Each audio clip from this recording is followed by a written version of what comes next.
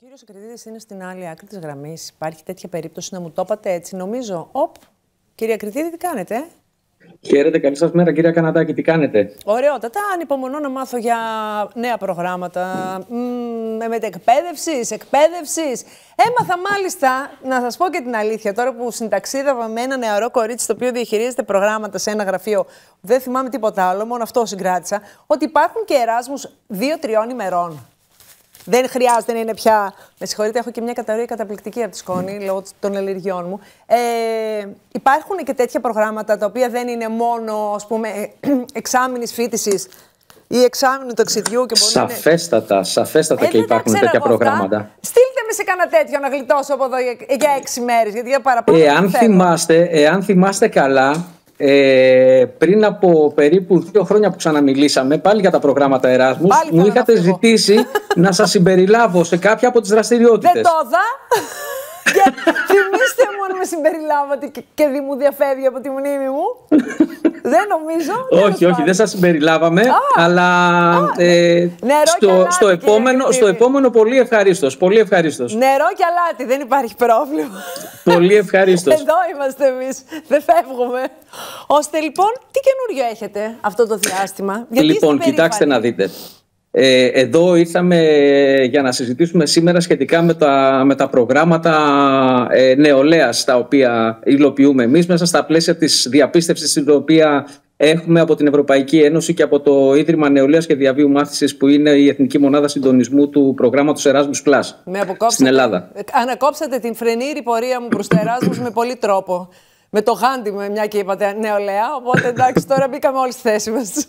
Όχι, και όμως κάνετε λάθος αυτό το πράγμα, γιατί η νεολαία, τουλάχιστον στα προγράμματα κατάρτισης, στα training courses, δεν υπάρχει ανώτατο όριο ηλικιακό, οπότε όλοι μπορούν να συμμετάσχουν. Από τα 16 τους χρόνια και πάνω μπορούν να συμμετάσχουν.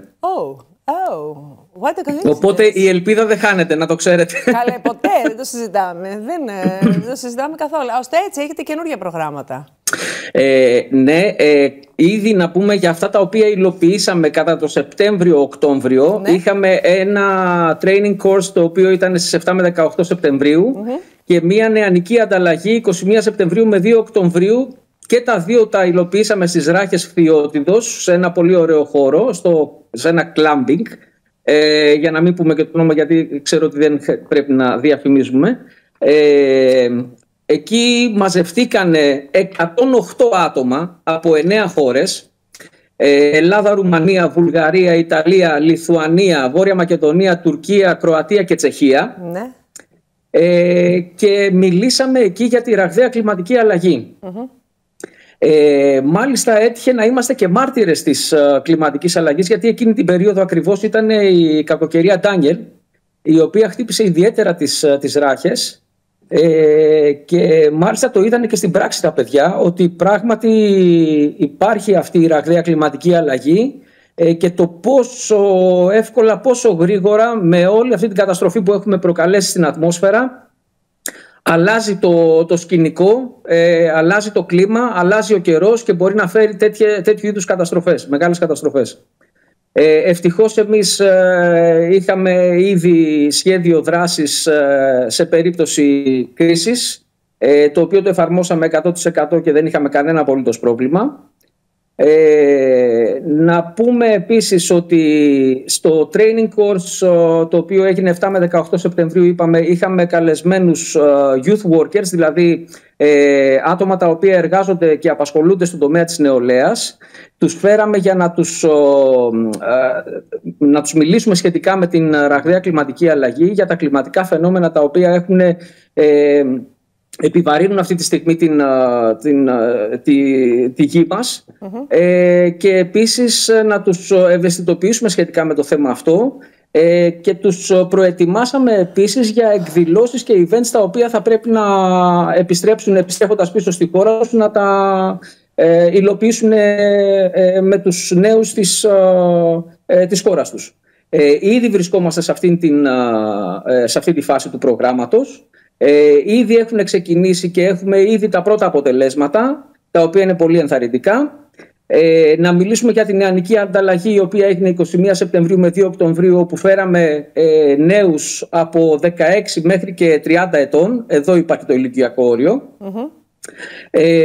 Οι οποίοι, τα 58 αυτά παιδιά τα οποία ήρθανε, μάσανε για την κλιματική αλλαγή και μάλιστα για όλες τις και μάλιστα πώς το κλίμα επηρεάζεται από διάφορες δραστηριότητες οι οποίες έχουν να κάνουν, για παράδειγμα, ό,τι έχει να κάνει με τη μόδα, ό,τι έχει να κάνει με τα τρόφιμα, ό,τι έχει να κάνει ακόμα και με τα media, ακόμα με το greenwashing, δηλαδή όλες τις εκφάνσεις αυτές. Συγγνώμη.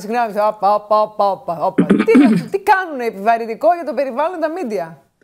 Όχι επιβαρυντικό για το περιβάλλον, έχουμε την περίπτωση του greenwashing. Το greenwashing μιλάμε για τις λανθασμένες ή και καλυμμένες, σε πάση περιπτώσει, διαφημίσεις, ναι, οι οποίες δεν έχουν καμία σχέση με την πραγματικότητα. Για παράδειγμα, να σας δώσω ένα παράδειγμα. Υπάρχουν αεροπορικές εταιρείες οι οποίες μιλούν ότι κάνουν λιγότερες πτήσεις, μάλλον λιγότερες εκπομπές διοξιδίου του άνθρακα. Αυτά δεν ισχύουν. Δεν υπάρχουν αυτά. Αυτό είναι greenwashing. Έτσι λέγεται το φαινόμενο αυτό? Έτσι ακριβώς λέγεται, greenwashing. Είναι δηλαδή μία... είναι σαν να γίνεται πλυντήριο με πράσινο μαζί, δηλαδή. Ας το πούμε έτσι, ναι. Με πράσινο σαπούνι. Ακριβώς. Σαν να ξεπλένουμε τις αμαρτίες μας, να το πούμε, δηλαδή με κάτι... Μια πράσινη, ναι, κατάλαβα, μέσω οικολογικής συνείδησης, κατάλαβα. Έτσι. Αυτός είναι, εκεί έγκυται, ας πούμε, ο ρόλος των media, που προωθούνται μέσω των media. Δεν μιλάμε τώρα για τα media αυτά καθεαυτά, αλλά προωθούνται μέσω των media τέτοιου είδους διαφημίσεις. Σκέφτομαι ότι χάνεται μετά εντελώς η αξιοπιστία κάποιου. Δηλαδή, αν χρειάζεται το μέσο, γιατί κανονικά θα έπρεπε να τσεκάρουν τα μέσα, η διαφήμιση που θα παίξουμε ευσταθεί ή λένε αρλούμπες. Αλλά αν είναι στην ευχέρεια των media να πρέπει να δει αν λένε αλήθεια τα διαφημιστικά τους, αν το προϊόν υποστηρίζει τα όσα λέει, αυτό δεν πρέπει να είναι κανονικά κάποιου άλλου τύπου επιτροπή? Όχι, δεν είναι στην ευχέρεια των media αυτό. Πώς μπορείς να το μάθεις, δηλαδή, αυτό έγκυται στην εταιρική ευθύνη των εταιριών. Καλά, ποια εταιρική ευθύνη? Τώρα, άμα λένε ψέματα. Έτσι. Ναι, αλλά είναι υποχρεωμένοι να αποδεικνύουν την εταιρική τους ευθύνη εμπράκτος. Όχι απλά να το λένε. Ο φορέας ποιος είναι που αναλαμβάνει να διαπιστώσει αν η εταιρική ευθύνη εμπίπτει στην ευθύνη ή αν εμπίπτει στην ανευθυνότητα? Δεν είμαι και τόσο σίγουρος ότι υπάρχει κάποιος φορέας. Γι' αυτό σας το λέω, εγώ προσπαθώ να είμαι όσο διακριτικός γίνεται. Δεν νομίζω ότι υπάρχει κάποιος συγκεκριμένος φορέας ο οποίος θα καθίσει να τσεκάρει εάν η διαφήμιση είναι greenwashing ή όχι. Και αν η εταιρεία εμπίπτει στους κανονισμούς, σε πάση περιπτώσει, της εταιρικής ευθύνης. Δεν πιστεύουμε ποτέ για τίποτα για κανέναν και τελειώνει η υπόθεση. Γιατί άμα είναι να μην ξέρουμε τι και πώς. Και πώς ακόμα μπορεί να τρώμε μάσιτα?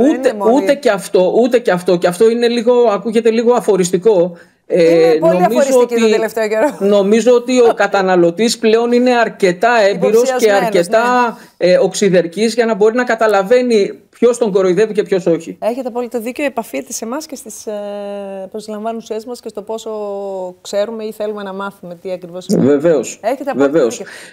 Επίσης, κάτι ακόμα να σημειώσω, ότι όλες αυτές οι δραστηριότητες τις οποίες κάνουμε συγχρηματοδοτούνται από την Ευρωπαϊκή Ένωση και το πρόγραμμα Erasmus Plus 100%. Μπράβο. Την Ευρωπαϊκή Ένωση. Το είχαμε ξαναπεί στο παρελθόν, το ξαναλέμε και πάλι, ισχύει το ίδιο 100%. Μπράβο. Η Ευρωπαϊκή Ένωση και το πρόγραμμα Erasmus Plus συγχρηματοδοτούν όλες τις δράσεις αυτές 100%, είτε για διαμονή, διατροφή, ακόμα και τη μεταφορά των παιδιών. Μπράβο σας που τα έχετε καταφέρει. Και να πούμε και κάτι καινούριο. Αυτό μπορεί να σας ενδιέφερε, αλλά είναι πλέον αργά. 12 με 20 Δεκεμβρίου ο εκπαιδευτικός οργανισμός Sharp Minds αποστέλει 3 κοπέλες οι οποίες έχουν καλλιτεχνικές ανησυχίες. Έχω και από αυτές, ναι. Έχετε και από αυτές, ωραία. Γιατί πρόκειται να γίνει ένα πρόγραμμα για μουσική και θέατρο και πώς αυτό ενώνει τους νέους ανθρώπους. Δεν έχω. Στο νησί της Ρεουνιών. Πού είναι το νησί της Ρεουνιών? Είναι στον Ινδικό ωκεανό. Τι λέτε τώρα? Μεταξύ Μαδαγασκάρης και Αγίου Μαυρικίου. Με στενοχωρείτε τώρα. Και αποτελεί γαλλικό έδαφος, οπότε... Ακούστε κύριε Ακριτίδη. Παρακαλώ. Έχω ανησυχίες περί το θέατρο και και τη μουσική. Το σώμα για να βάλω μαγιό στο νησί Ρεουδιών. Δεν έχω τώρα που το σκέφτομαι. Γιατί εκεί σίγουρα είναι καλοκαίρι, έτσι που το άκουσα. Μου ακούγεται καλοκαιρινός. Καταρχήν, ναι, γιατί είναι κάτω από τον νησιμερινό, οπότε είναι καλοκαίρι. Οπότε δεν θα έχουν θέμα. Δεν θα έχουν θέμα. Αλλά εσείς τώρα να διαμαρτύρεστε για σώμα και εμφάνιση, εντάξει, είναι λίγο. Τέλος πάντων, μην το πάμε εκεί. Όχι. Για το όνομα του Θεού. Εγώ εντελώς αντικειμενικά σας το λέω ότι σαν άνθρωπος όπως σας βλέπω είσαστε εκθαμβωτικοί, είσαστε μια πολύ ωραία ύπαρξη και νομίζω ότι δεν έχετε κανένα πρόβλημα να βάλετε και το μαγιό σας και να πάτε στη Ρεουνιόν και όπου αλλού. Έκανα χιούμορ, κύριε Κρητίδη, λυπηθείτε με. Έκανα χιούμορ. Ώστε έτσι, αλλά κλείσαν οι αιτήσεις, θα φύγουν τα 3 κορίτσια. Έχετε διαλέξει? Ναι, έχουν επιλεγεί τα 3 κορίτσια. Είναι 12 με 20 Δεκεμβρίου, έχουν βγάλει τα εισιτήριά τους, είναι έτοιμες να χωρίσουν. Και να περάσουν 8 υπέροχες μέρες στο νησί της Ρεουνιόν. Αλίμονο. Παρακαλείστε όπως, άμα τη αφήξη τους, να βγουν στην εκπομπή να μας πούνε πώς περάσαν και να μας δείξουν φωτογραφίες. Σας το λέω από τώρα, το κλείνουμε. Βεβαίως. Εννοείται ότι θα έχουμε κι άλλη επαφή τέτοια. Και επίσης, ανεβαίνοντας στην ιδιαίτερη μου πατρίδα τη Θεσσαλονίκη, θα ήθελα πάρα πολύ να σας συναντήσω κάποια στιγμή ή να γνωριστούμε και από κοντά. Με μεγάλη χαρά εδώ θα σας περιμένω στο γνωστό σημείο. Είμαι αμετακίνητη εδώ. Πρωί βράδυ.